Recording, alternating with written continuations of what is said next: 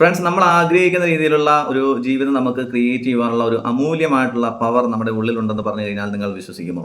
Friends, അങ്ങനെയുള്ള ഒരു power നമുക്കുണ്ട്. ആ പവറിന്റെ പേരാണ് മാനിഫെസ്റ്റേഷൻ പവർ.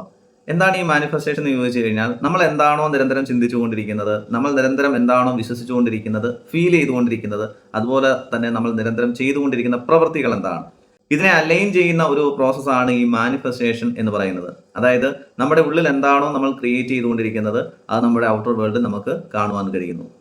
പല ഗ്രന്ഥങ്ങളിൽ നമുക്ക് കാണുവാൻ കഴിയും, നമ്മുടെ ഉള്ളിൽ എന്താണോ നമ്മൾ സൃഷ്ടിക്കുന്നത് അതിൻ്റെ റിഫ്ലക്ഷനാണ് നമ്മുടെ ഔട്ടർ വേൾഡിൽ നമ്മൾ ഫീൽ ചെയ്യുന്ന അല്ലെങ്കിൽ നമ്മൾ അനുഭവിക്കുന്ന കാര്യങ്ങൾ എന്ന് പറയുന്നത്.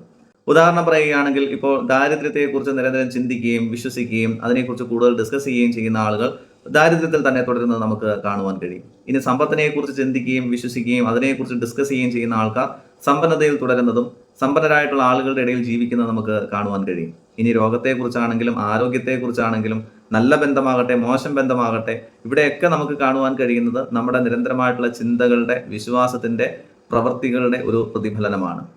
ഫ്രണ്ട്സ്, നമ്മൾ ചിന്തിക്കുക, നമ്മളെക്കുറിച്ച് എപ്പോഴും എന്താണ് ചിന്തിക്കുന്നത്, അല്ലെങ്കിൽ നമ്മൾ നമ്മളെക്കുറിച്ച് നിരന്തരം എന്താണ് വിശ്വസിച്ചുകൊണ്ടിരിക്കുന്നത്, നമ്മൾ നമുക്ക് വേണ്ടി എന്ത് ആക്ഷൻസ് ആണ് നിരന്തരം എടുത്തുകൊണ്ടിരിക്കുന്നത്. അത് മോശമായിട്ടുള്ളതാണെങ്കിൽ ഇന്ന് തന്നെ അത് മാറ്റാൻ ശ്രമിക്കുക. നല്ല നാളേക്കായിട്ട് നല്ലൊരു ജീവിതം നമ്മൾ ആഗ്രഹിക്കുന്നുണ്ടെങ്കിൽ അതിനനുസരിച്ചിട്ടുള്ള ചിന്തകളും വിശ്വാസങ്ങളും ഫീലിങ്സും ആക്ഷൻസും നമ്മൾ ഇന്ന് തന്നെ തുടങ്ങട്ടെ.